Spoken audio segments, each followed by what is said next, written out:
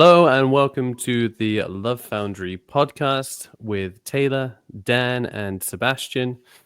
It is Sunday the 8th. Dan, take it away.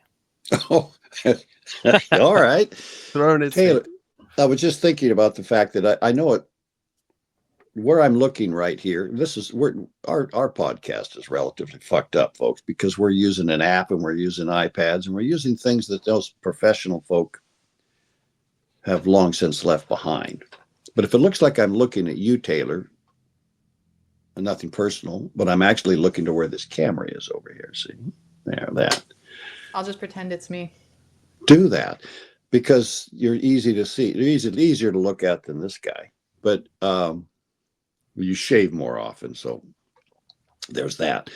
So we have to figure out this structure somehow and get this thing moved along in a way. Because I never know where to look on these.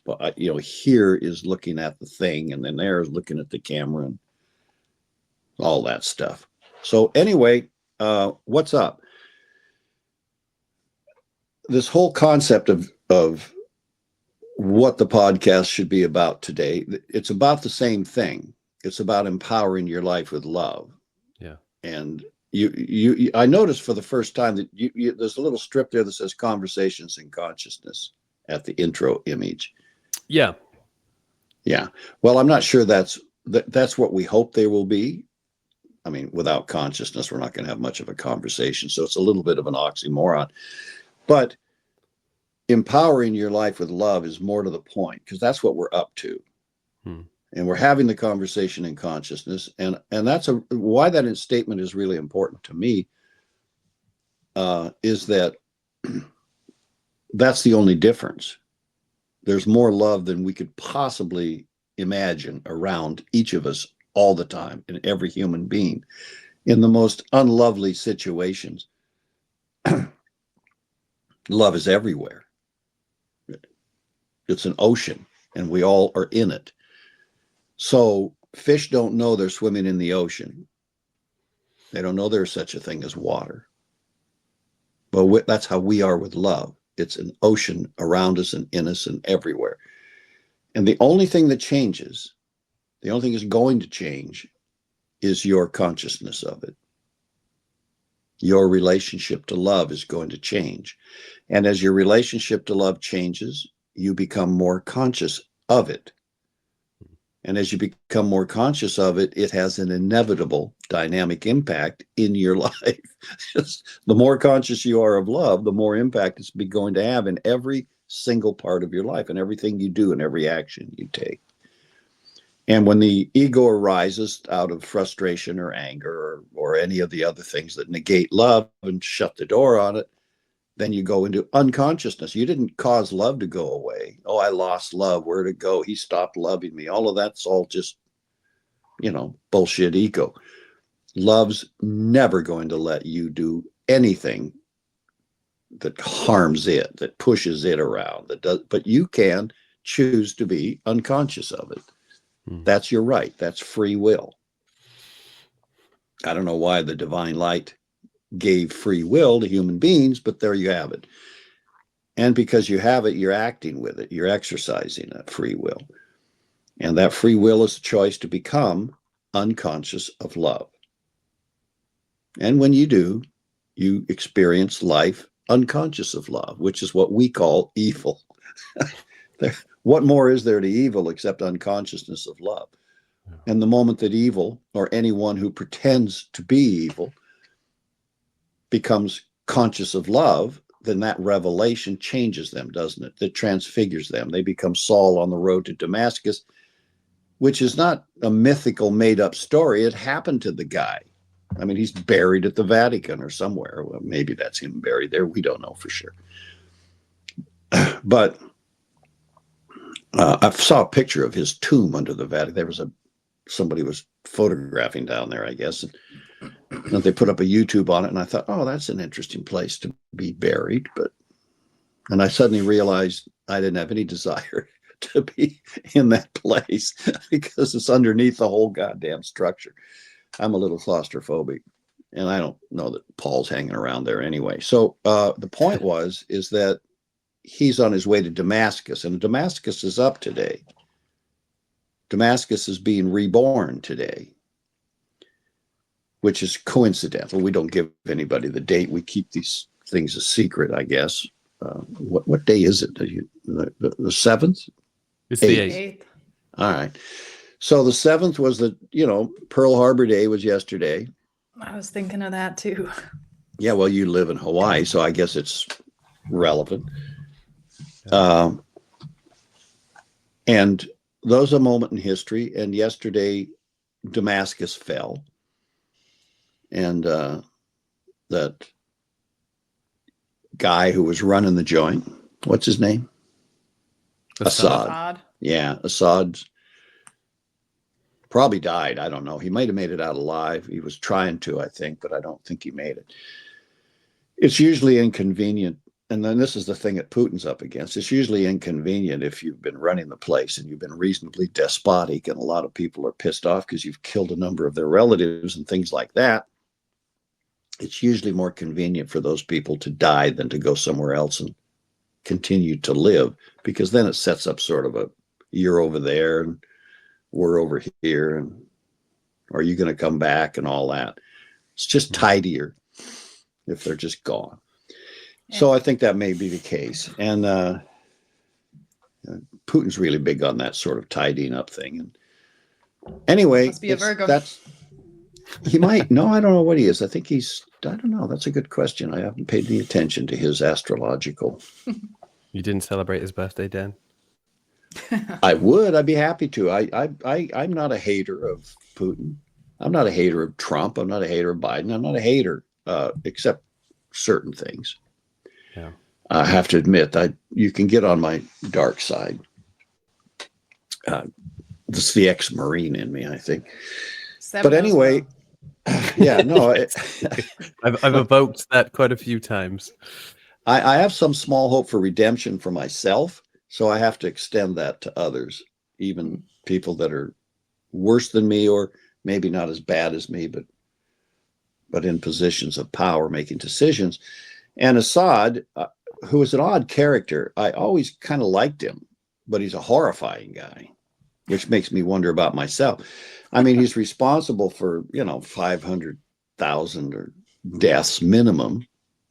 And he was, carpet bombing his own city, Aleppo. I guess it was Aleppo and then he got the Russians to come in and help him because his bombs weren't big enough, and he was gassing them. And, this is not nice to do to people, which is why he's got a lot of people that are kind of upset. So, but he had a look about him. I mean, and he inherited the job. His father had the job before him, and so he kind of got stuck with it.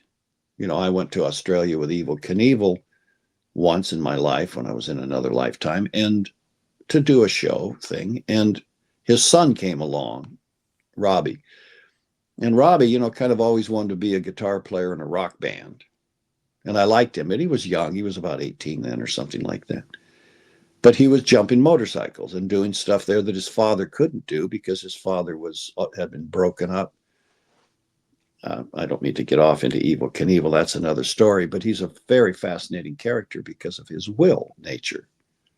He's like a master general. I always never had much respect for him because I thought he did silly stuff. I mean, trying to jump Caesar's fountains without a speedometer on your motorcycle is not really a good idea. But because you don't know what your launch speed should be.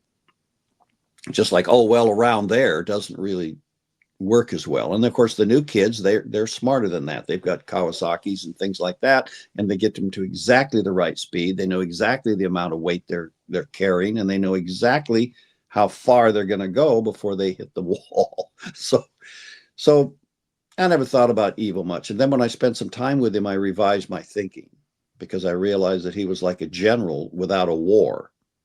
He was like General Patton, who, if he weren't in the military, a very powerful, will-centered person who was raised in Butte, Montana. And I think he was raised in Butte, Montana. I kind of don't know for sure. I forget about stuff. But a very interesting cat because everything he did was not him trying to do something. It was him holding back. That was the thing that I changed. You have to hang out with a guy for a while to realize that he's holding back. He's not pushing it. That's just him. I mean, we're driving around in his Stutz one day and we pulled up on the sidewalk,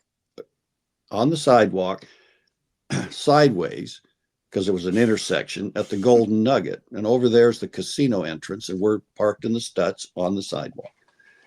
And Louie and Jim, who were two guys that handled Evil's hard stuff, they were in the car behind us. Yeah, and they came up and to see why he was parked on the sidewalk. And he rolled down the window and said, here's $5,000 each, because the table limit in the Nugget was $5,000. So he said, go in and play it on the black. And then he rolls the window back up and off they go to do his stuff. So they're in there playing 10 grand on the black. And we're sitting out there in the car, and he's, the Stutz is ridiculous. It's got a mink line dashboard and all. And a police car pulls up, which it is Las Vegas, and they do have laws. So the police car pulls up, and there's two guys in it, and they look over at the Stutz, and they look over at us sitting there looking back at them, and the policeman lowers the window on his side, the passenger side of his car. And Evil pushes the button on his, and the window goes down, and he sticks his head out the window and he says, what the fuck do you want?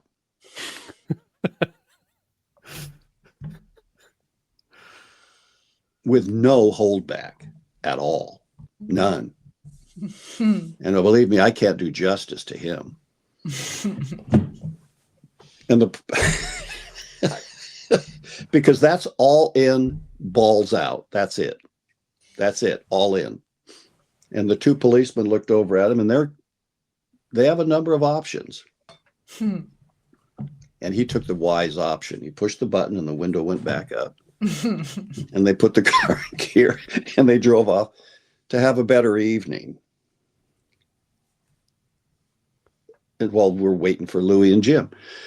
So anyway, but Damascus has fallen, and so it's a rebirth in the Middle East of what's going on. And what does this have to do with empowering your life with love? Well, that's what we're up to. And so we're going to do that. We're going to bring what it takes, I think it takes, what you guys think it takes, to empower our lives with love, because that's going to change the situation. Now, I don't think the world is doing anything else. I don't think there is anything else to do. God knows we need it. And I'm not so sure that Damascus falling is an empowerment of love. I don't know. We'll have to wait and see. We assume it is because we like to think of our leaders as people who aren't quite as destructive as Assad was to his own people. But he felt he had no choice. I'm quite certain he made the choices he did because he was stuck with the job that he felt he had to do. And this is the best way I know how to get there. And he's getting advice from his friends. Carpet bomb the bastards. Well, and remember, and it's much like in a lot of the situations in the Middle East, a minority of people, this is the way it was with Saddam Hussein, a minority of people are controlling an area of territory that has a greater amount of other tribal people than they are. He was a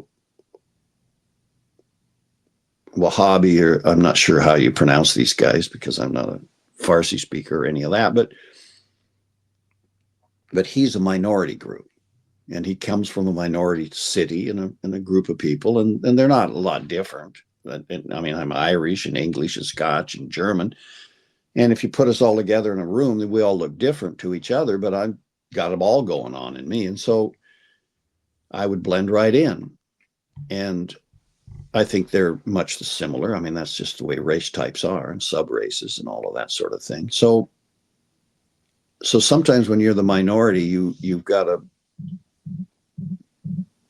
be tougher than the others. So I don't know. I don't know how the dynamics go, and I'm not going to make a judgment about any of that, except that I don't like the horror, and having been in war, I don't like the horror, and I don't like the uselessness and the destruction and the loss of life. I think we could find a better way to work out our, our cooperative existence. So that's why we work on love. So these people obviously aren't empowered by love, which makes us judge them. We want to judge the guy. Well, I don't blame anybody for judging him, especially if something harmed me. If you do something to deliberately harm me, trying to compel my obedience to you, I might judge you too. So we have to realize that all of this is about will, free will, imposing our will on somebody else's free will, and as if they weren't capable of exercising their own free will in a constructive and helpful way. I don't know how all this has gotten to the state that it's in. I don't know why Putin thinks it's necessary to impose his will on Ukraine, but he's determined to do it because in his vision, that's necessary to the success and well-being of not only Russia, but to some degree the Ukrainians, because they're supposed to be Russia or part of Russia or whatever they were part of Russia. So we look at all of this going on and we think, okay, is this going to be better if we empower ourselves with love? Well, if you don't think so, you're not going to. How do you see it, Taylor? What do you think? I mean, nothing else is going to work. Nothing else is going to do it. It's more of fixing and band-aids and reorganizing and recalibrating and more of the human journey that's got us to here. But it's time for that other thing, that other thing that's sitting there that's just waiting to be empowered.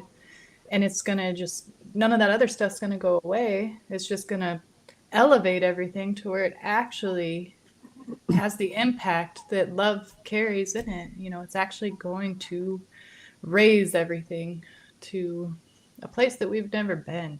It's, All right, well, that sounds like you have faith and love. Do you have any proof of that? Yeah. Gandhi. There's Gandhi. I've been having this conversation with a few other people, and I keep coming back to Gandhi as my, how someone who is working through love, is demonstrating that, can have such a profound impact on the people around him, which can then inspire those people, that it completely changes the environment. And I think that's a beautiful example of one person changing everything through love. He didn't do the dictator way. He didn't see the problem of the British controlling the people within India and rally up the people and get pitchforks and guns and try and fight the British out. No, he chose love, and through his demonstration inspired the people around him to choose the same thing. And I think that's a beautiful example. Okay. Because not everyone has had the same brilliant education you have, we'll take a second. Well, there's Martin Luther King too. Well, let's don't go to don't go to Marty. Just stay with Gandhi for a minute. Okay. Gandhi is credited with freeing India from the British, who had it as a country under their control, as they did Australia, as they did the United States, as they did most of the world at one point in their history, as Russia did with Ukraine, and then lost Ukraine and now wants it back again. So it's a good subject. And as Damascus has gone back and forth under control for thousands of years, it's perhaps the oldest working city in the world, although I think Egypt is probably the oldest country in the world. Damascus may be the oldest functional city, which means that everybody's history in the world at some point or another has crisscrossed through Damascus. And it was Saul that was on the road to Damascus in the Bible story to turn in the Christians for martyrdom or punishment or death or whatever the Romans or the whoever it was that was going to, which I guess the Romans were in control of Damascus at that point in time.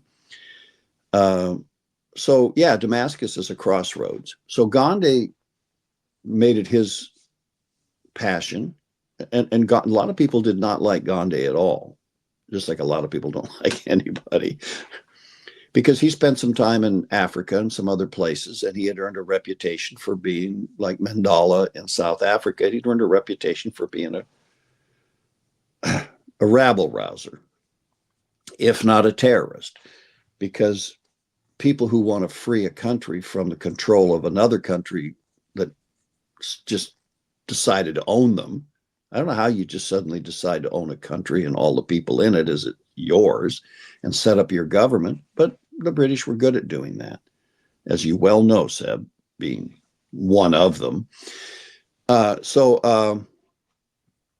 So Gandhi felt like he should liberate his country from them,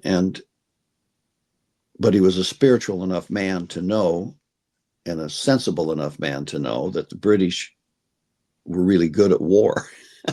He'd seen it go down a while. So there wasn't a lot of opportunity for him to just get over these guys with guns and money, guns and lawyers and weapons. And so he needed another way. And he had a spiritual understanding of the power of this thing we're talking about, love. Now, I don't know how he thought about it, being Hindu and relating to Krishna, but Krishna is definitely, if nothing else, a center of love.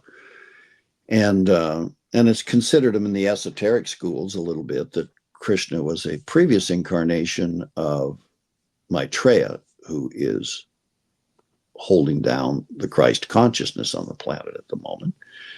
So maybe that's true, maybe not, I don't know. But Gandhi had a sense that this would be a powerful energy of life that could liberate his country and give it back its freedom without creating enmity with England, because England had brought them things that they really needed. England brought the great value of England in the world is that wherever they go, whatever else they do that you may or may not like, they bring government. They bring good government. And I don't care if you go to anywhere in the world where the English have been, you'll find there's some semblance of a decent government going on. It may not be a decent people running it at this point in time, like South Africa, which the Dutch really sort of set up government there. But you go to Jamaica. Jamaica's a country that was doing okay, but it was kind of tribal and it didn't really have good government. The British showed up and said, well, thanks, we'll take this because it's a tiny little island. What are you going to do about it? But in the end, they gave independence to Jamaica, and there's a good government in place. So Gandhi wasn't against England. He was for India. Now, in his earlier youth, I think he might have been a little more like Mandela was when he was young. Get these bastards out of here. I hate these bastards, that sort of thing. He might have been like that. I don't know who he was when he was young. I don't study Gandhi. But he understood that this is not going to be a cakewalk. The British don't give up lightly. We had a tussle with them in America before they finally went home and said, okay, you can have it. Because they were making a lot of money and there was a lot of resources here. So you don't give that stuff up easy once you think you own it. So Gandhi knew this was going to push come to shove. But in this shove, if they didn't do it exactly the right way, according to the laws of love, they would lose. So, and you see that and if you take the time to go watch the movie Gandhi, I don't know how much justice it does to love, but it did a pretty good telling of the story of Gandhi. And it got right down to the point where the British said, don't do this. And what they did is they outlawed making salt, taxing salt. We make salt out of ocean water, and then we sell it, and you pay us taxes on it. So there was an argument about that, and Gandhi said, no, making salt is something that belongs to the people. So he started a walk from wherever it was in India. And when he took walks, it would be like, days and days and days. This guy could walk. So he was going to walk down to the ocean and make salt in violation of the law that they had passed. And then what the hell are you going to do about it? And the British said, no, don't do that. Don't do that or we'll shoot you. Well, that's takes a lot of courage, because if the British want to shoot you, they will. They'll give the order to fire. They're not adverse to doing that. But if you're going to get love to support you and prevent it, you'd better be good at that. So he couldn't do it by himself. So he had to have the cooperation of the Indian people with him.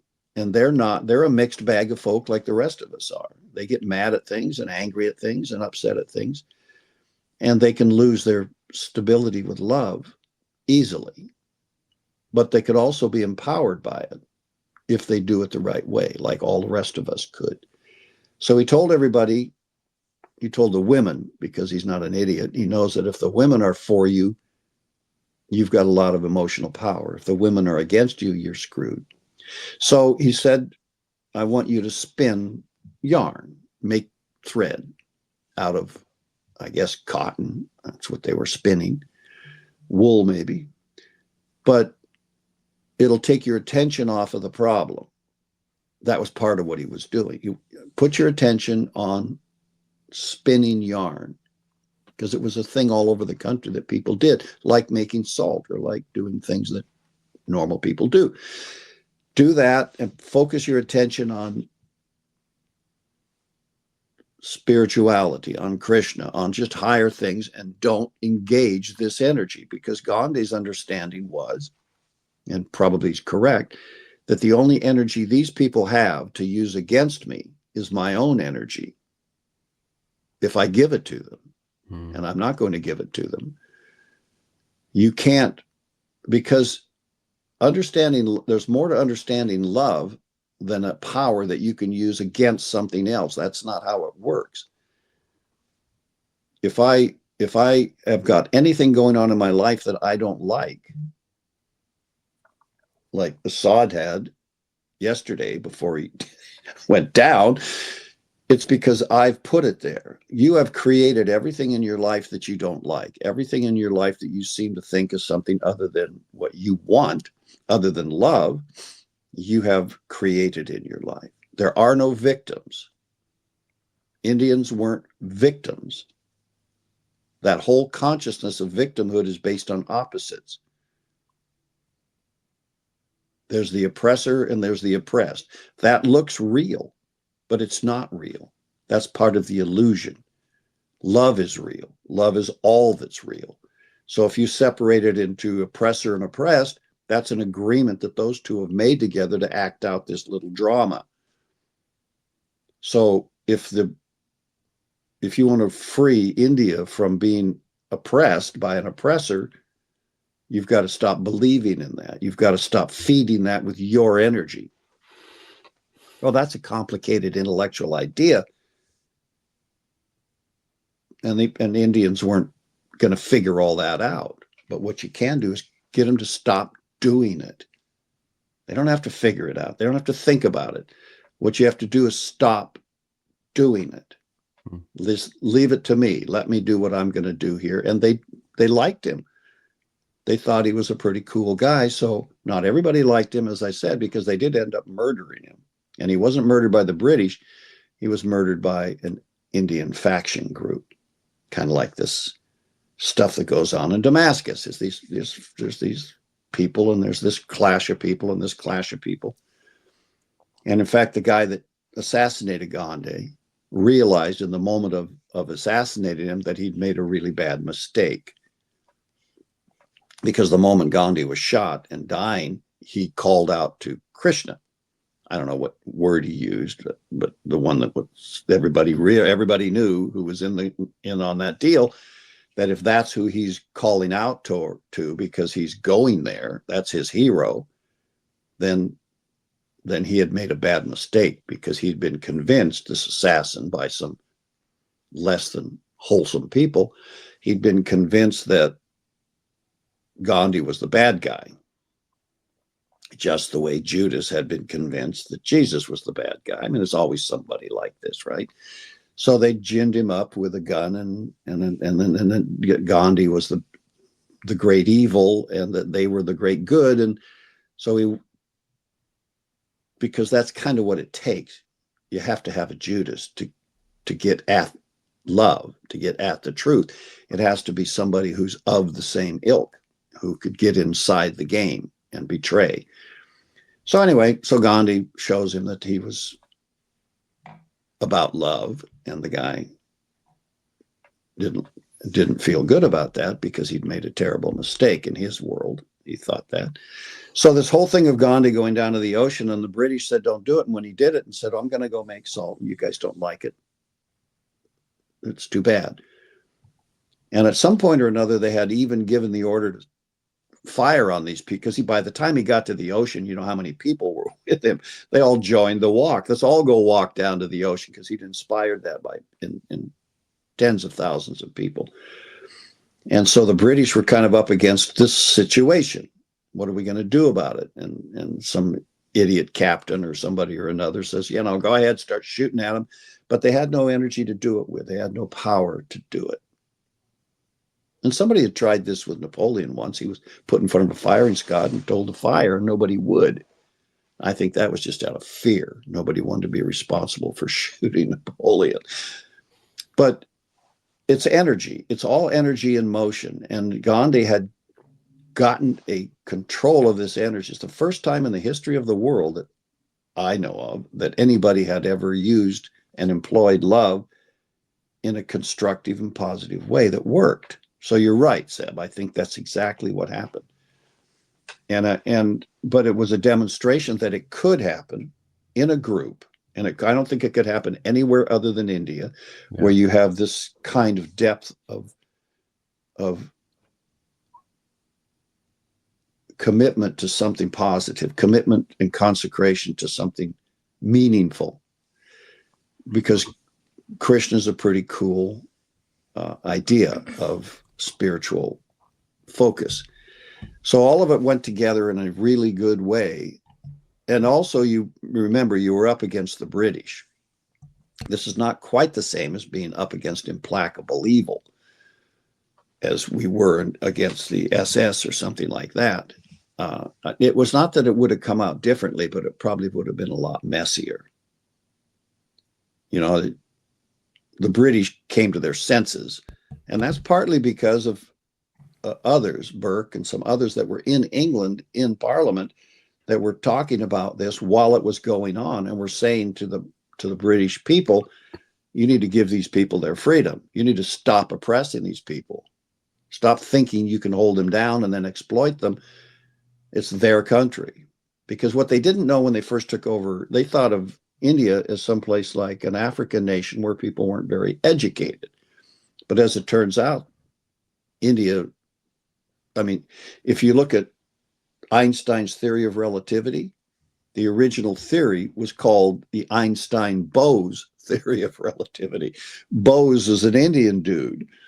India had incredible intelligence and maturity and spirituality going on in it, all the way up into northern India and up into Tibet. But the British didn't know that when they first took over the place, or they might have struck a deal with them, because India had this thing of mass poverty and kind of tribalism going on. But within India was also this incredible intelligence and spirituality. So it's only the circumstances of all of this that I think brought this wonderful experience in humanity to something we could observe and build on if we decide to stop solving our problems with violence and start empowering ourselves with love. Anyway, I just want to put a little context to all of that. That may not be good context because I'm not an expert on Gandhi, although I like the guy.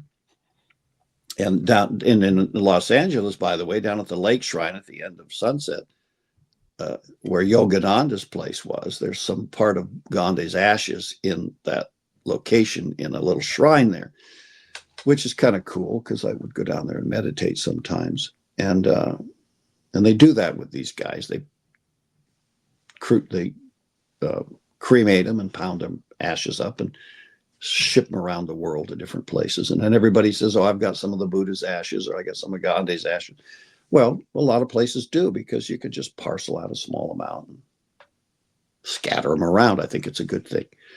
Anyway, so empowering ourselves with love is a personal issue. Gandhi had to learn how to do it. We have to learn how to do it. Now, getting an entire nation to join you in doing it, now that's really off. That's someone who's really good. And we don't have world leaders like that. But every country in the world has people like that in it. You might be that in England, Seb. Of course, you bailed on England. You're over here in the U.S., but you could go back home and be Gandhi for England.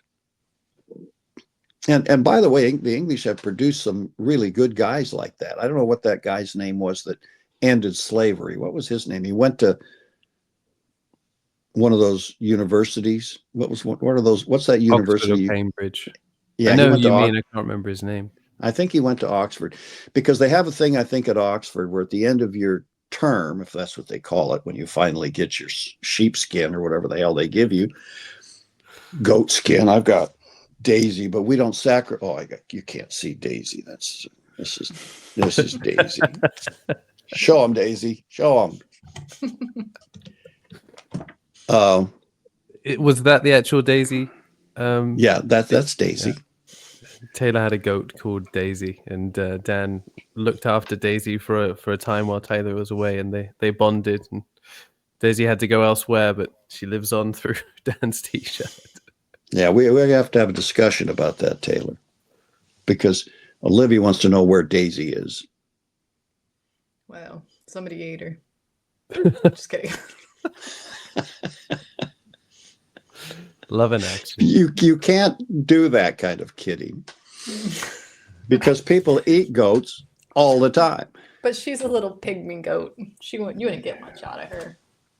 Oh, you could get some jerky. Anyway, to get back to love,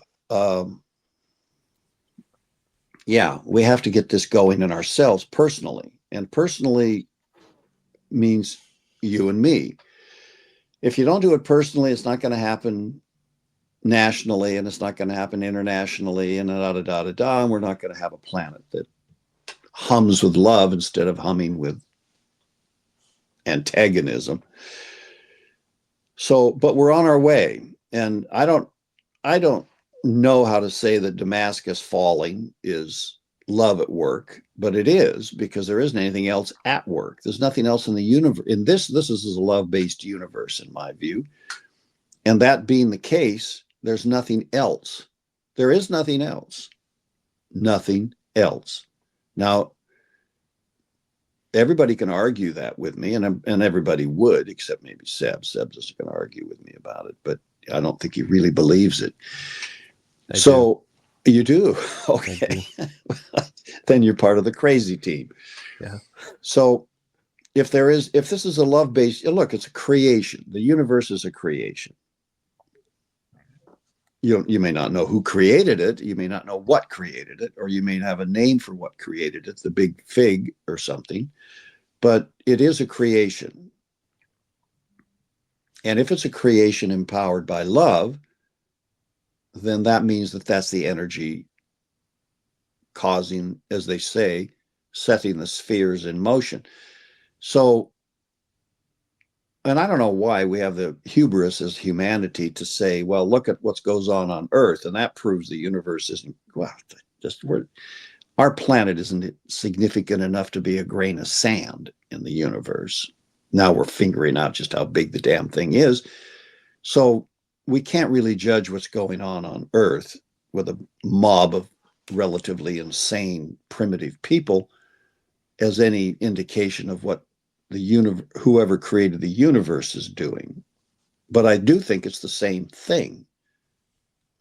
If love created the universe, then it created everything in it, and everything in it is operating according to that creation. And it's but whether we use Greek logic and decide that, well, if this is true, then that is true, and this is true, and that is true, and some Aristotelian logic, and then all of a sudden we discover that, okay, then the universe has to be love, and love is everything, and Jesus is right, and so then what are we doing? What's that other stuff? What's that other stuff that Assad was using to kill 500,000 people of his own people in Syria, and getting the help of the Russians to carpet bomb his cities? What is that? What's that stuff? Because that looks real. It certainly looks real to the people that the bombs are dropping on. And so we have to find a way to bring this around to our sense of acceptance, our sense of not being rejective of either the activities that are not love to us, to embrace the ideas of what love is so that we can empower ourselves with it. And that brings us up to ourselves, because there's that in you which would carpet bomb a city, whether you know it or not. And we can judge people who do such things as carpet bombing. I have witnessed it. I know what the smell of napalm is. But that doesn't make it good, and it doesn't make it bad. It just makes it something we're doing. And we have to get to the point of why. Why would love be up to that? What's it doing? Why is that necessary? And this is the ages-old questions that we throw at this creature called God, like he's at fault for doing all of this, which perhaps there is such a thing. I can't swear to it. But that doesn't mean we have to do it. So in the end, you're not going to be able to prove it. You're not going to be able to prove it one way or the other at this stage of the human experience. Maybe further down the road we will, when we either end up rejecting the concept of love or we end up accepting it and proving it. We can go one way or the other. We've certainly done it many times. So, and I don't know, somewhere in my life, I came to that place where I decided about that. I don't know what you guys have decided. Maybe you've decided the same thing, where it's either a love-based universe or it isn't. If it isn't, I'm going to build one, because I don't want to live in one that isn't. I honestly don't. And so, but that doesn't mean I'm going to give up. We could, if this is not a love-based universe, that doesn't mean we can't invent it. So, but that's what you have to work at. You have to work at making this something that you do want to live in and want your children to live in. And this whole thing of, well, I'm not going to have any children because it's so yada, yada, yada. I get that. I do get that. I've got 3 of them. Taylor's got a herd of them. 3. Well, 3. All right. So, so you have to replace Daisy with something. She got the puppy. Yeah, she has a puppy. Yeah, they got a puppy. So I'm going to create it if it isn't here. And I need other people to help me do it, because I can't do it by myself. And Gandhi, what I think would be helpful, he'd be a helpful guy to have around. Oh, yeah. If you're trying to create love and transform a loveless universe into a loveful universe. But I think it's already here. I think the whole thing is packed to the walls with love. Really, I do. Yeah. And I do that based on my experience. I'm an old guy. I've been around a long time, longer than anybody watching probably. And so I've been watching Flower Kids since the 60s, when the Beatles popped up and they were playing My Town. I remember. So it's just a question of whether we come to terms with this and see if we can grasp what's real and how to apply it to our lives. And that's what we're talking about. I know for sure you can. Yeah. I also know I'm not very good at it. And I don't know whether that's because I got really good at the opposite of that. You can't be a Marine in Vietnam and be Puck, in Shakespeare. It's Puck, Midsummer Night's Dream.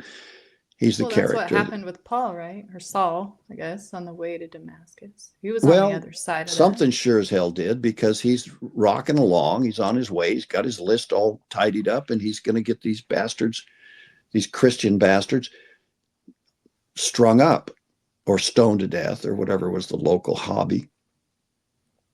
But it's not working for him. He's having a struggle with it. And I think that struggle in him is the same struggle everyone participates with, including our recently, hopefully deceased leader of Syria, because I think he needs to move on to other pastors and leave the job to somebody else.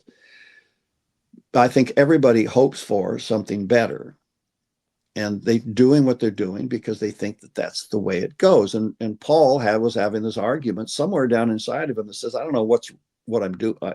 He's one thing about the Jewish folk of that day, the time of Christ, the time of Jesus, is that they were very sincere people about their stuff, about their religious stuff, their spiritual stuff. And so they took it seriously, serious enough that Paul is rounding up the names. I mean, what are these Christian people doing that's offending everybody?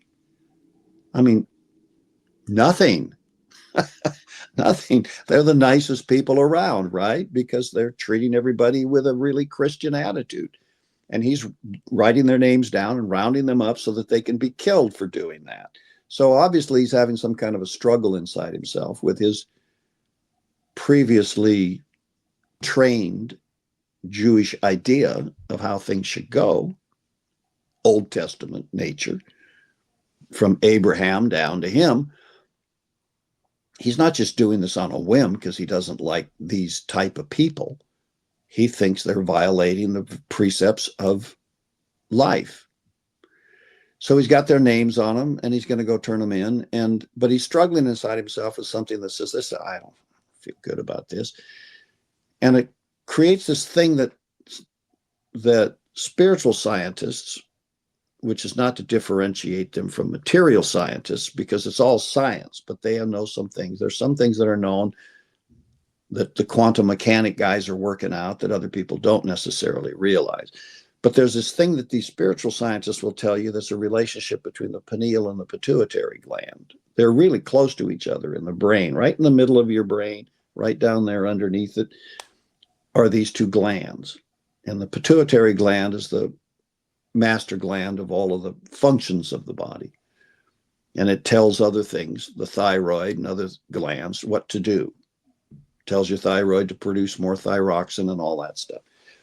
But the pineal gland has another function, and that is just coming into awakening in the human race, according to these scientists. But when the spiritual side of you is causing vibration in the pineal gland, and the personality side of you is causing vibration in the pituitary gland, they're both getting excited. And they get excited and excited and excited, and then this little magnetic field starts to go out, and then that magnetic field suddenly engages each other. Now, that's how it looks in a childish way to the spiritual scientist. And when that happens, it creates this kaboom in the head. And that's what happens. And this is not unique to him, because that's why it's been categorized. And blindness is often the result. This light goes off in the head, and you can't see what the hell's going on because suddenly something's going on in you. Well, that's the physicality of it. But the spirituality of it is that the soul world, the world that's engaged with love on a constant and daily meaningful basis, and the human world in which he's riding along on his donkey or horse or whatever he was riding, suddenly crash together. And bam, there it all is. Their reality suddenly appears, at least at a dimension that it hasn't been seen before by him. And he's stunned by all of this. And of course, being a religiously devout person, he thinks that God probably just smacked him in the head with a sock full of sand, which is kind of like what happened in a way. And so he turns his attention towards that. And then he gets this, what's up? And then he gets this, voice, which according to the story says something like, why are you persecuting me? Well, who's the me that just brought that up? Well, I personally would tell you that it's love itself speaking through an agent of some kind. And that agent may be his own soul, which it logically is, because that's who he's riding along with. It's him as a personality, but he's also riding along with his soul, unknown to him. And he's probably riding along with his spirit, unknown to him, because they're unknown. They're out there somewhere. Or the unknown God, somebody, or a great angel of some kind or another. Whatever it was, it happens as a result of his struggle with love, because love is not into killing Christians or killing anybody in Damascus or any Aleppo or any of those other cities, or in Ukraine or Israel or anywhere else. So this happens to him. And when it happens to him, he suddenly realizes that this guy, who's now Jesus is long gone, right? He had his small incident up there on Golgotha where they crucified him after beating the crap out of him for a while, and resurrected and took off to go see his father, whatever he meant by that. So that's all happened. That's been a while. So that's not going on right now, but it's certainly fresh in his memory because he knows it happened, and he knows that these Christians are meeting each other here and there and threatening, according to his authorities, threatening his religion, the Jewish religion. The Romans really didn't care much at this point. It was a local issue, and what do they got to worry about, right? They got a kingdom. Later, it got a little bit more of a concern, because at the time that Saul is on the road to Damascus, the disciples are trying to figure out what to do to go out and spread the good news about what they were taught, except that there's Romans and church people out there looking for them to kill them, like Saul, before they can get 10 feet. So they're all hiding in the catacombs at this point. Nobody's gone anywhere. They're all just hiding. So it's a very interesting moment in time, but Christians are popping up like popcorn going off, and but it's still early days. It's just pop, pop, pop. You're getting a few of them, and Saul's running around stamping them out as fast as he can. It's a very interesting moment in our history, and that's our history. That's not somebody else's history. It comes all the way down to us. So this voice in his head says, well, what are you doing? And that's when he realizes the truth of the situation. And there's no denying that truth when you realize it. It slams you like standing on the railroad tracks. It's just like, bam, that's it. Because truth has its own way of authenticating itself to you, because it's absolute. It's greater than anything you've ever been or going to be or ever wanted to be or was or thought about or imagined or anything. It just, there it is.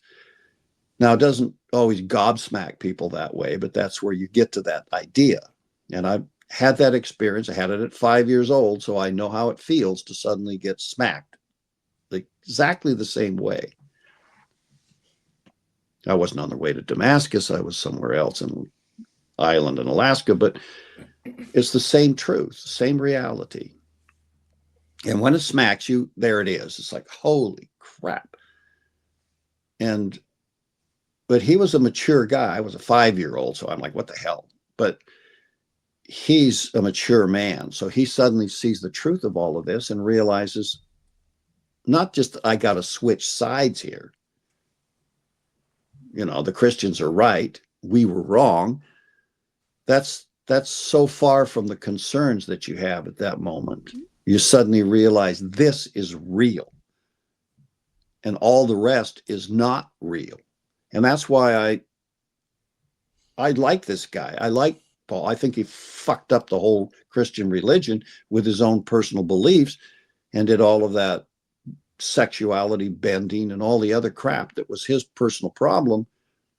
But that doesn't matter. He did something magnificent. I mean, he did a lot of things magnificent because he saw the truth and then he talked about it as like everybody else does, the best way they know how.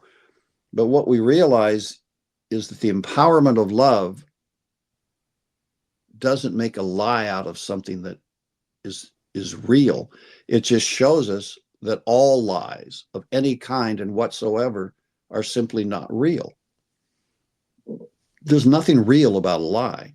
If you act on that lie and beat someone up, that's real. You just beat somebody up. But the lie is false. And if you get rid of the lie, then the action that proceeds from the lie stops. Now we're going to see in Damascus, we've got a horrifying number, which is, this has never happened quite like this ever. It's certainly not in Damascus, which is a city that's been beat up forever.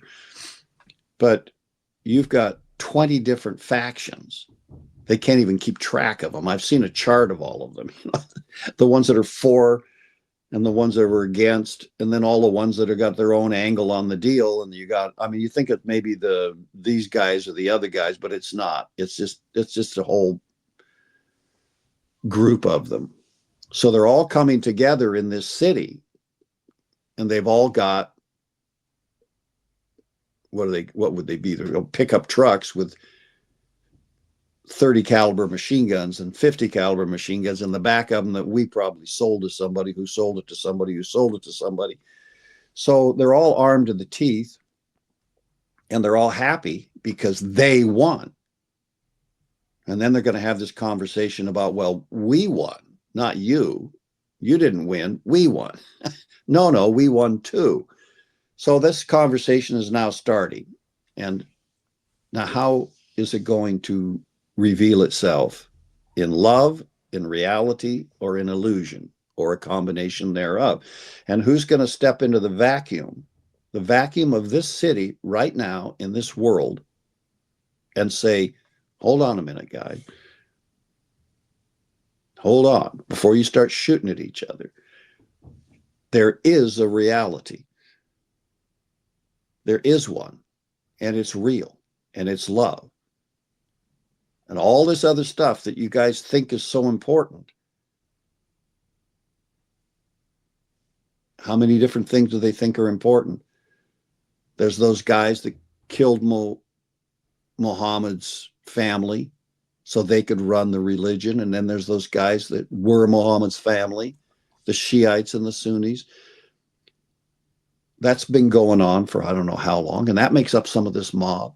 Then you got the Jews over here that everybody's been killing, all the way back to Paul.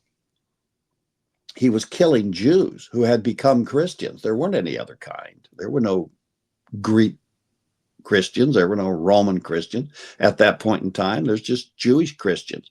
So he's killing Jews for being real, if love is real, which was the whole message. The message was that love is real, right? So we can take that message to heart, or we can just think of it as another story.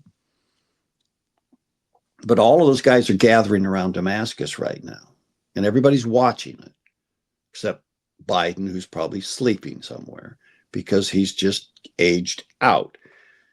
And that's why Trump is kind of stepping into the picture, because he's the guy that's going to be running things. And who in the hell's been running Biden's story? We kind of don't ask too many questions about that because we didn't want to deal with the answers.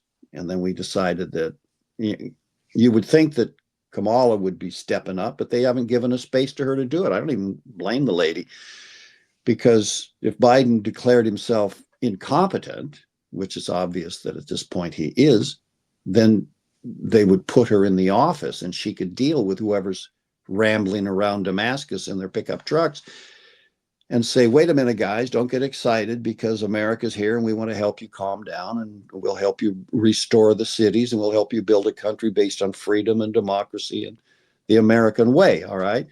But instead of having somebody who can do that really well, we are kind of have a vacuum. But we've elected a guy who's going to go do that theoretically.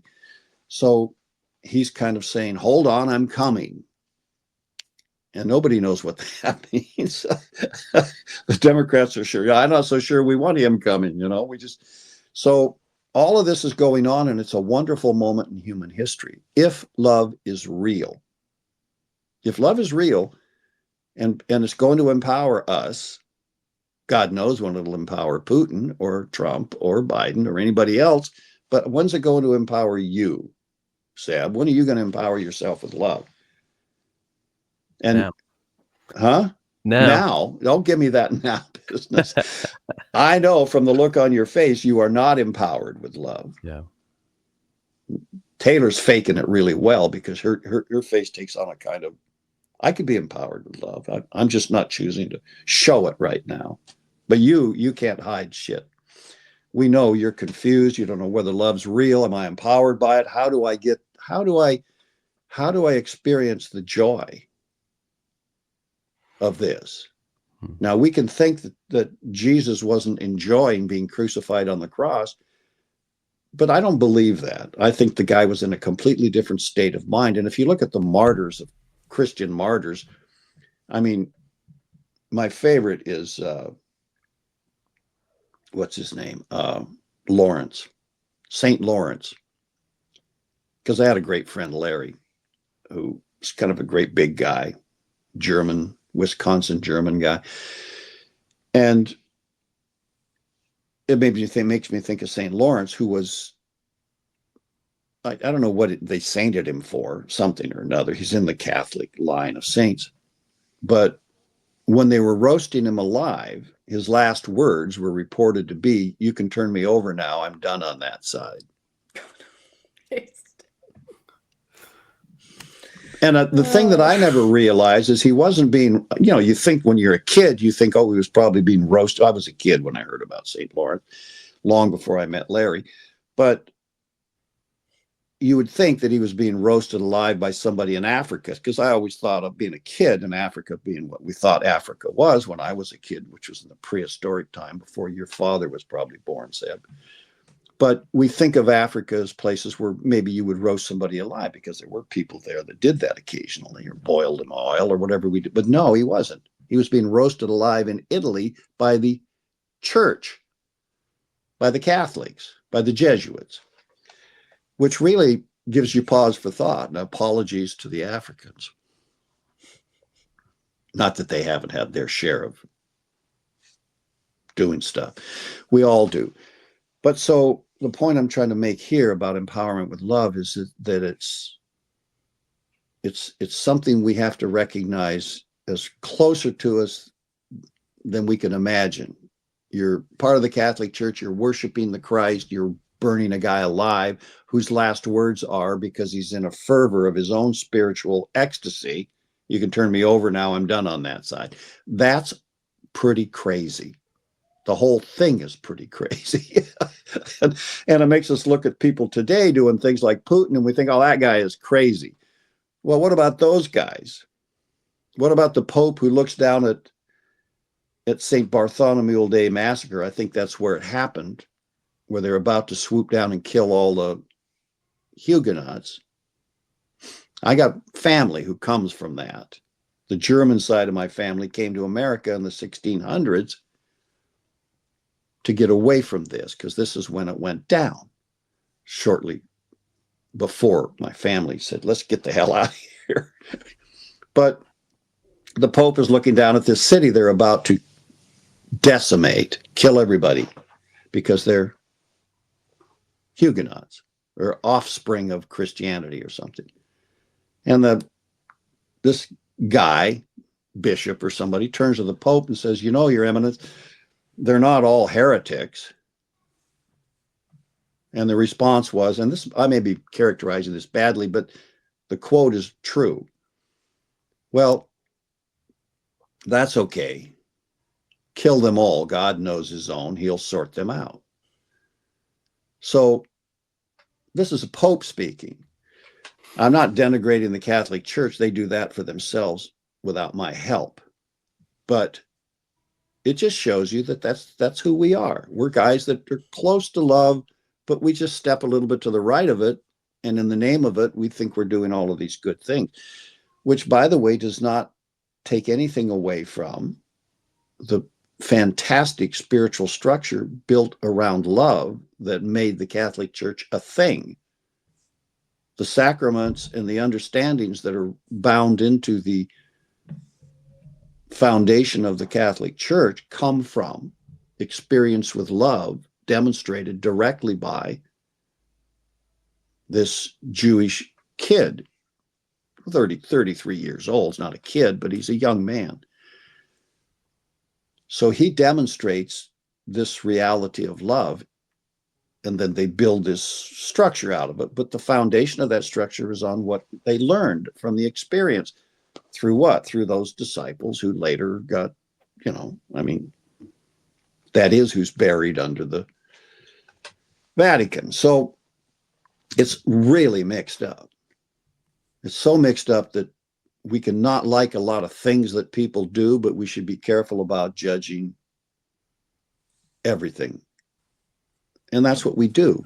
This whole conversation, one thing that keeps playing in my mind a little through this conversation is it's just distortion.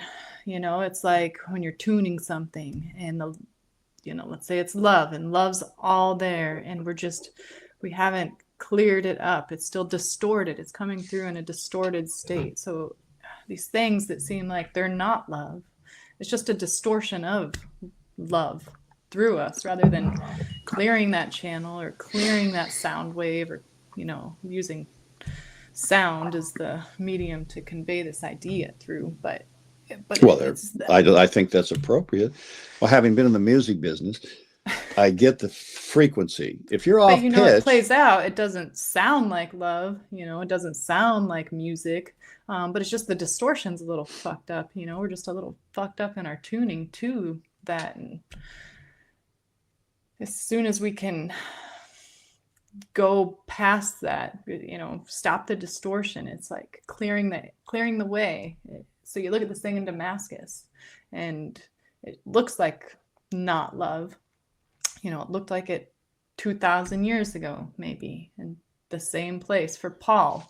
But as soon as that clearing happened, as soon as he tuned himself in, all of a sudden, it was there. And it was there all along. And it just wasn't clear.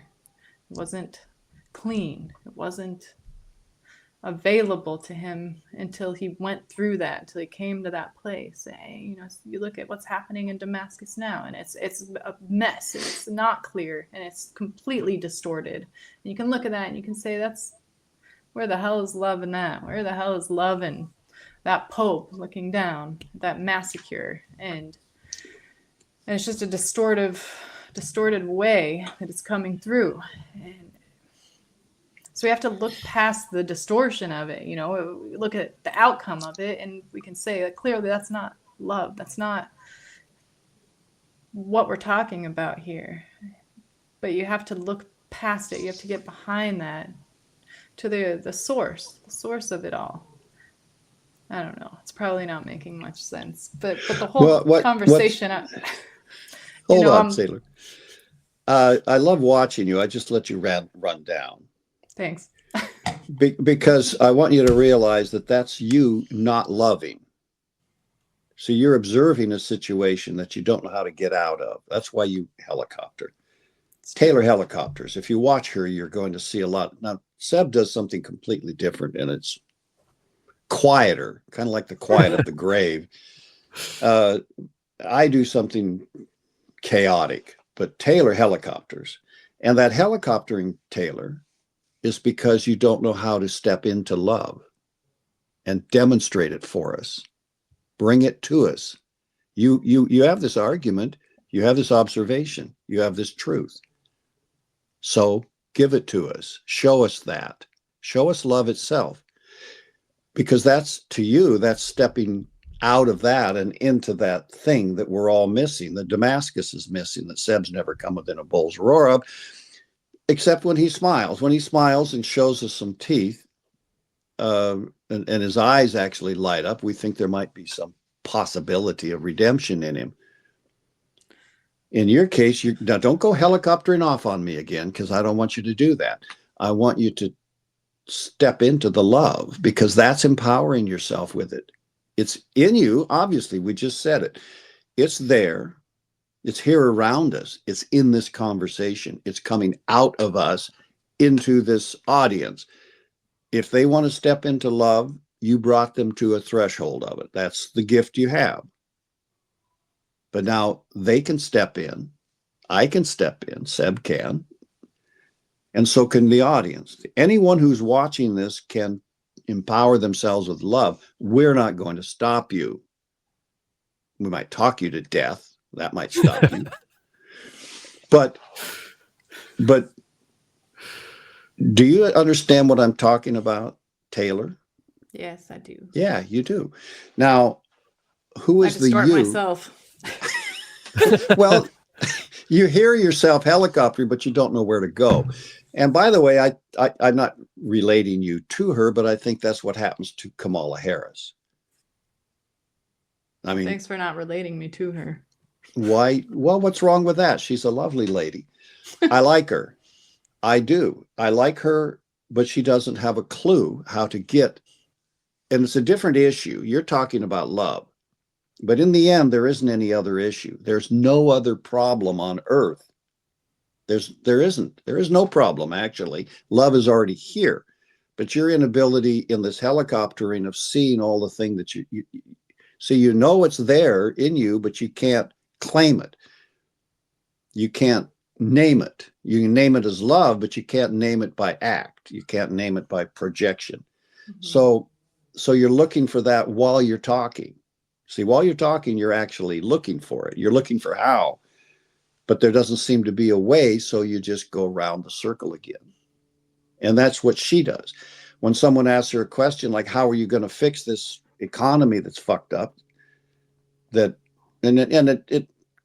not that Biden fucked it up or that Trump fucked it up or we fucked it up. It's just that way. So what are you going to do to fix it? Well, she has no idea. But she wants to have the idea of it, but she's waiting for it. So she's helicoptering around. So she says stuff that gives her a little chance to keep going. We'll go around the thing one more time and maybe it'll appear in my consciousness by some miracle. But she's always been someone who let other people tell her what the answer to that question is. And I don't blame her. I'm not an economist. I have no freaking idea how that problem is going to get solved in America, except to say that it'll get solved by love, because that's the answer to everything. But how it manifests to an economist is different than how it manifests to someone who's writing a song. So let's don't take the easy way out and have her just look at us and go, love is going to solve this. Yes, Marianne Williams tried to explain that it was love that was going to fix the problem, but everybody just said, well, that doesn't tell us how to fix it, does it? No, it doesn't. You have to talk about, but that doesn't mean she couldn't. We never gave her a chance to get any further with that conversation. We just blew her off because what's love got to do with it?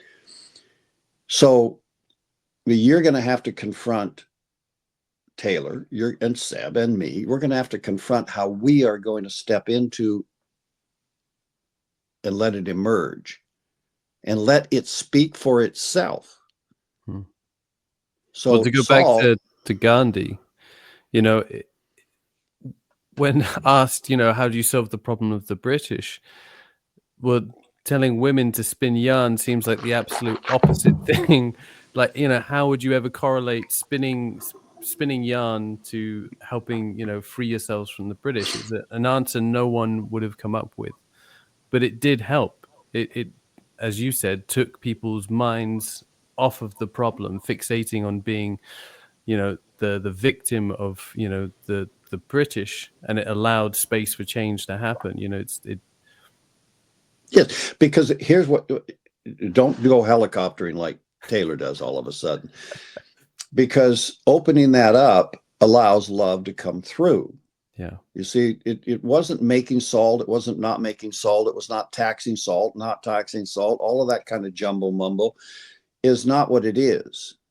It's letting this energy come through, which takes all of the problems away. The British, whatever else, or Assad in Syria, just doing things that he thinks will hold the whole country in a functional state, the way he thinks it should function. Well, the British are doing that too, and taxation of the colonies is part of the system. That's how we keep this little island called England cooking, and then government can flow out of England to a whole world, right? And stabilize the whole world according to a just government, which England at the time pretty much thought it had.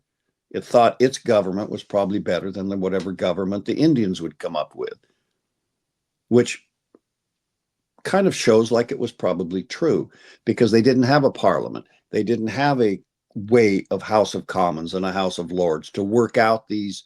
They did certainly have the rich and the poor, but they had no interface of the rich and the poor, the governed and the governing. They had no way for them to interact that seemed like a fair proposition to everybody involved.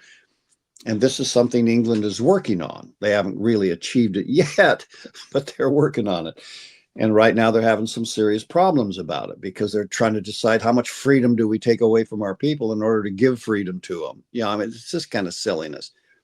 So in this particular situation, they're thinking, well, we got to have taxation.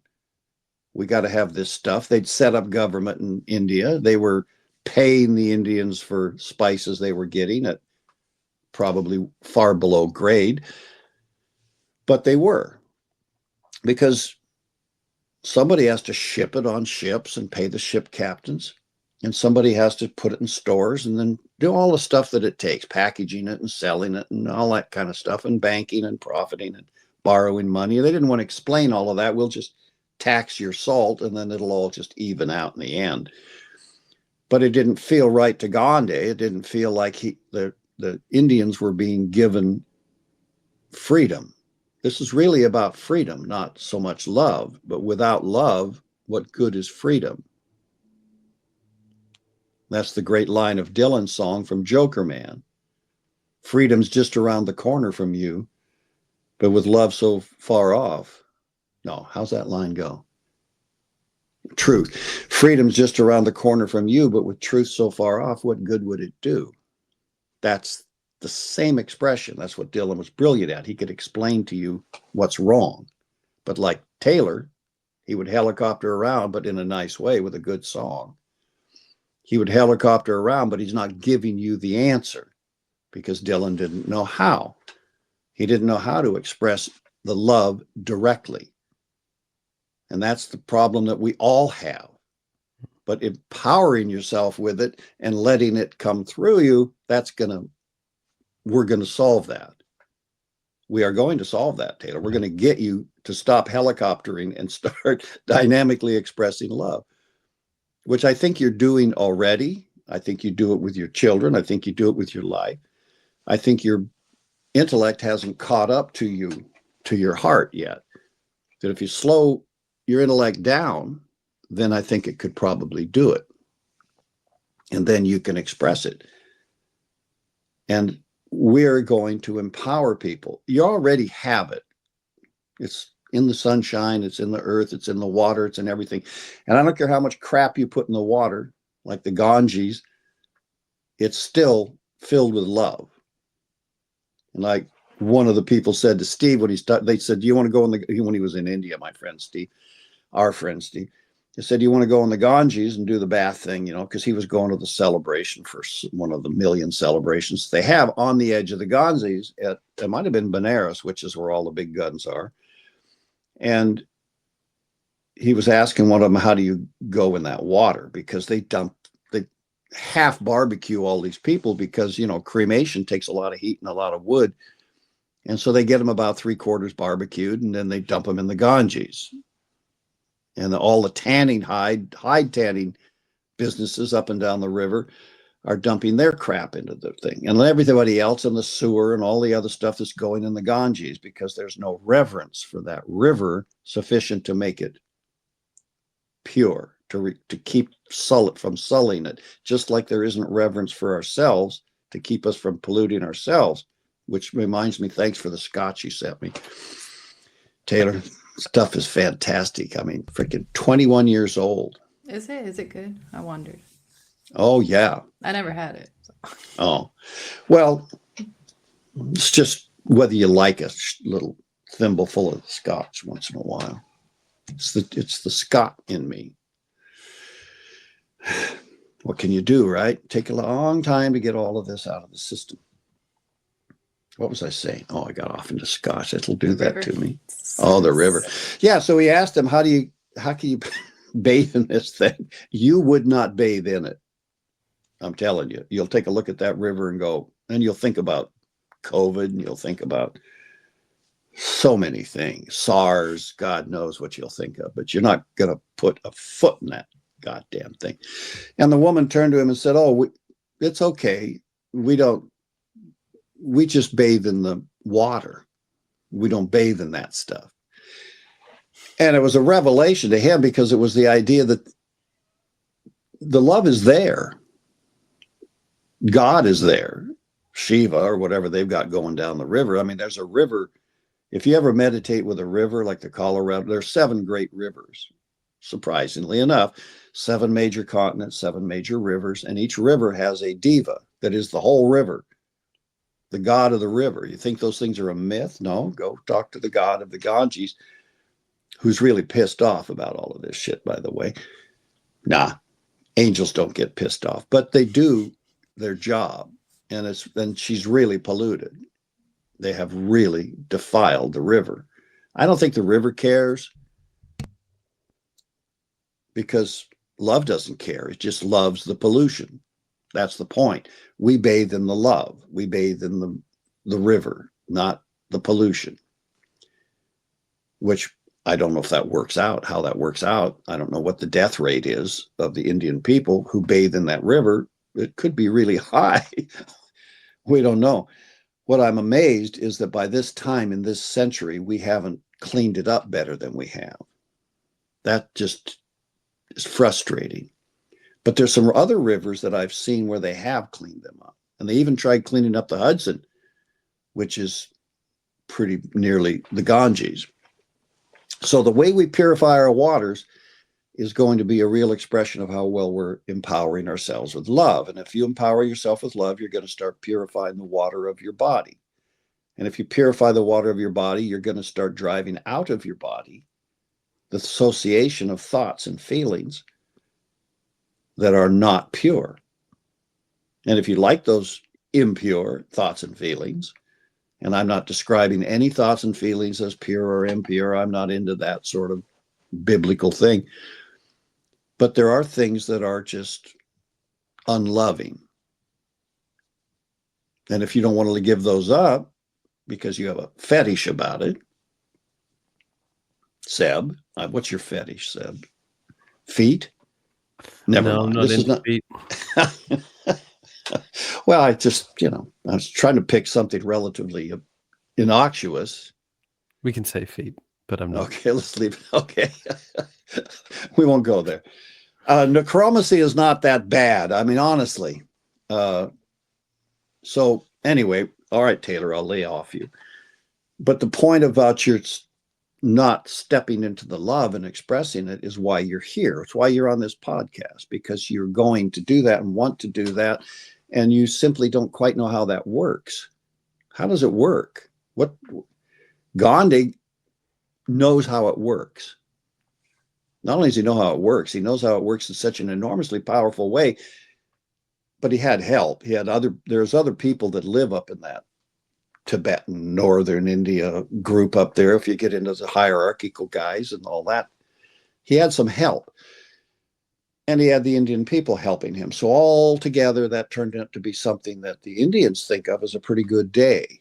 I don't know how the British think about it, but I think by this point in time, you guys probably feel like it was a good idea to let them have their country back. What do you think, Seb?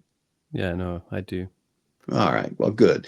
So we're not harboring resentment. Maybe if you have the Bombay Spice Company or something, you feel differently about it. Yeah, I also don't live in England, so maybe I'm not the typical British mind, but yeah, who knows? Well, British wealth, much of it today, even today, like the House of Rothschild or somebody, is formed around these previous grandfathers and great grandfathers that exploited this situation and made a lot of money. Yeah, that's true. And that's not a bad thing, because this is 4 generations down. I don't know what I'm going to say to somebody whose great grandfather was the Hudson Bay Company killing American beavers so he could sell them as coats in Paris. But it's okay. But the question is, what do we do about it now? Now we do something better about it. So empowering ourselves means first accepting the reality of love in you, which you guys obviously do, and then adjusting our personality consciousness to it in such a way that it engages us. And we begin to feel this great energy coming through us, and we yield to its productivity through us and to the powers that it possesses that we don't have in our personalities. Never mind our egos, which is the illusion about all of this, but our personalities don't have transformation and transmutation and unity and grace. These things aren't owned by us. We have to give them to ourselves by giving ourselves love. When we give ourselves that energy and it comes through us, then the properties of love become ours to experience. I don't know if we can own them until we surrender to identifying with love. At some point, we identify with it, and then it becomes ours. So take a moment before we close this out and tune into that energy itself. Tune into the energy that's already in you. Don't think you got to go anywhere to get it. You don't have to go to India. You don't have to go to Damascus.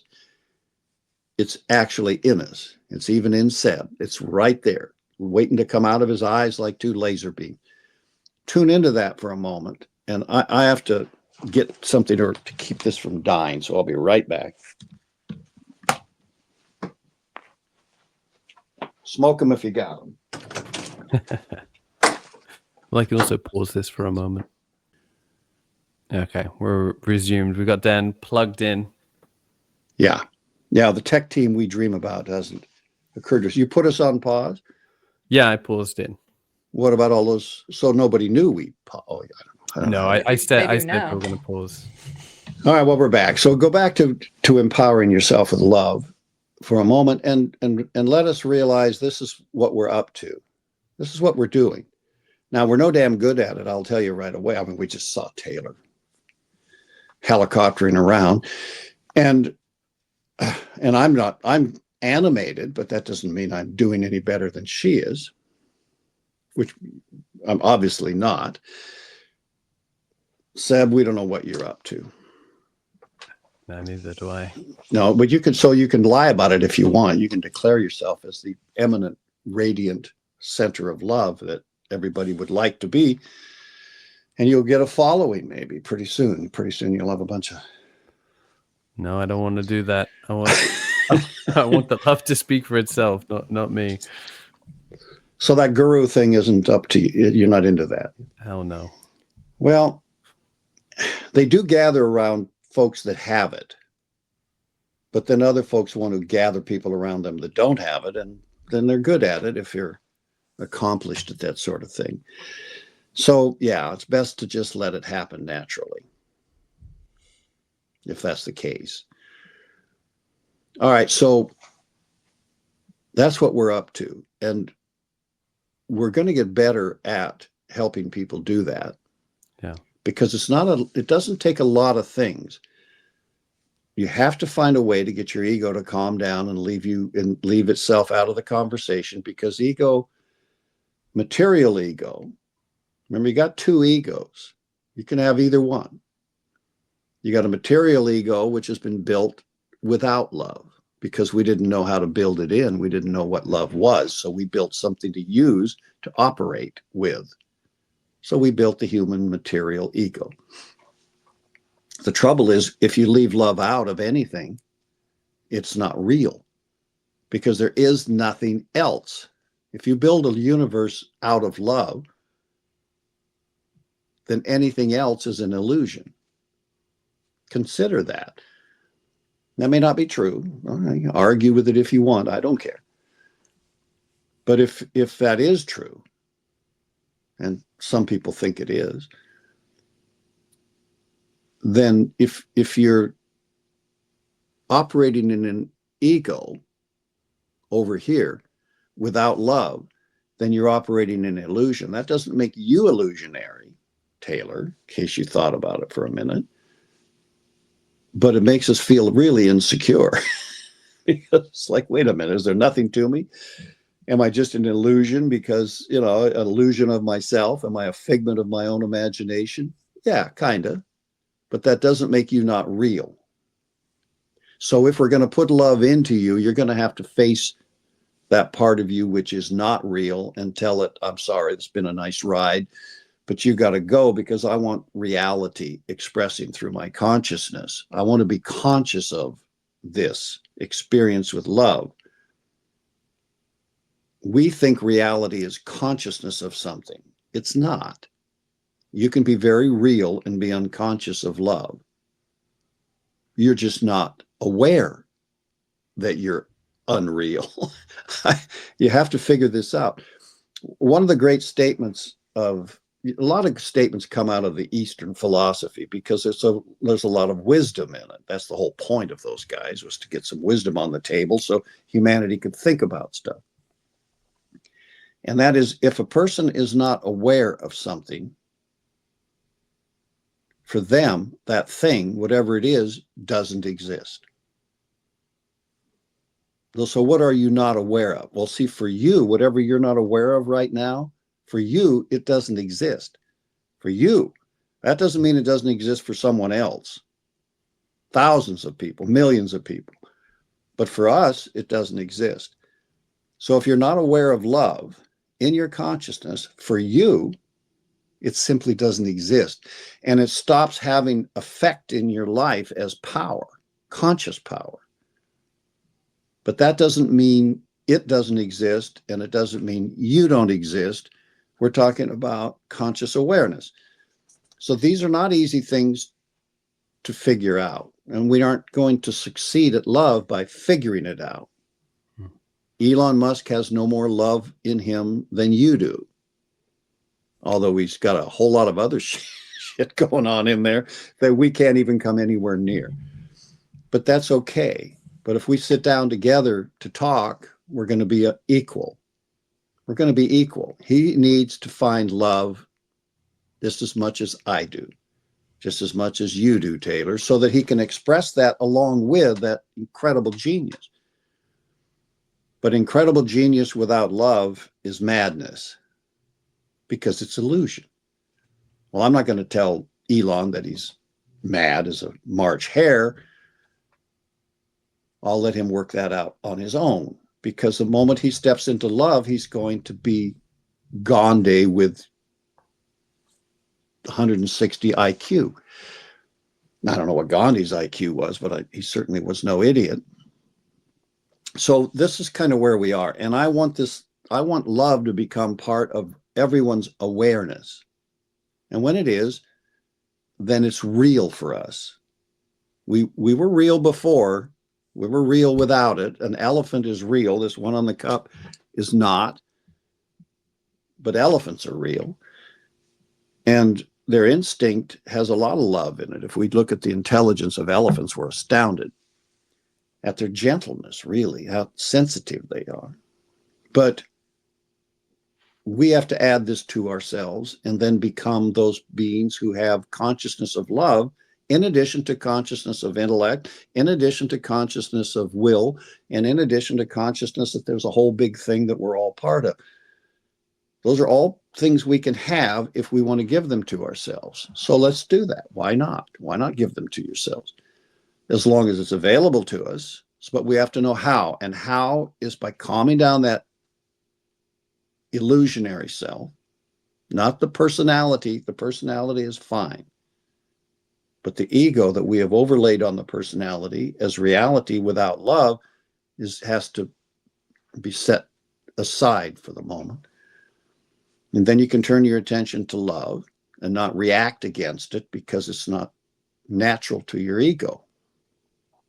And so I was watching a cockfight on a beach in Mexico one day, and I'm looking at all of these people having a great time and betting their ass off on which chicken is going to kill the other chicken. And I like chickens. Maybe that rooster could get on my nerves that Taylor's got, but I like them. So we have to choose what we're going to make real and what we're going to let go of. And what's up, Taylor? I can't hear you. You muted. Oh, can you hear me? Yes. Yes. Sorry about that. Oh, just I have family. It's You want to take a, well, we're going to end this off. So empowering ourselves means getting calmness on that personality. And it also means identifying love as best we can to bring it into our awareness. And then we have to act on that so that it becomes expressed in our life. And then we see the expression of it in our life and we know it's present with us. We know the presence of love by the evidence of its expression. And it speaks for itself. It does. And we have to be consistent with that until it becomes in all our actions, which it will. It will do that. And then I suspect at some point along that process, you're going to develop an inner sense. You're going to awaken your inner, all your outer senses have inner senses. You're going to awaken a sense of touch, a sense of sight, a sense of smell, a sense of taste, a sense of all of that, plus intuitive mind, plus your own common sense that, yeah, that's a loving thing. Yeah, no, that's not. Until suddenly it gradually is going to grow into a sense of presence with you that fills your senses. And then you don't wonder whether or not it's around or you're doing it and you're helicoptering. The helicoptering is being done in the ego. It's being done in the personality's mind or emotions because it doesn't see love. It doesn't know how to step into that expression.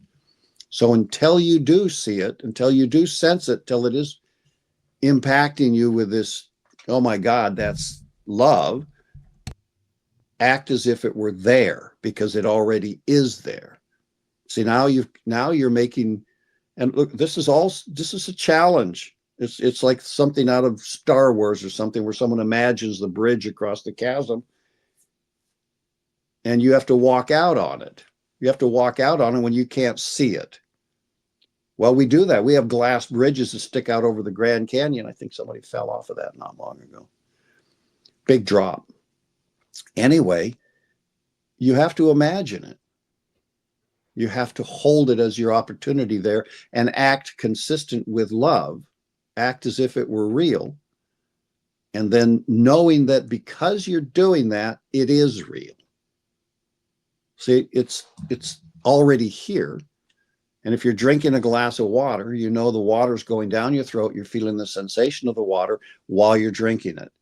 But if you're going to drink a glass of love, how are you going to, you're going to have to imagine it, aren't you? And you're an actor, Seb. You know how to do that. Yeah. Yeah, well, do it. But there's some part of you that says, oh, the water's not real. The love's not really in the glass. I'm just pretending to drink a glass of love.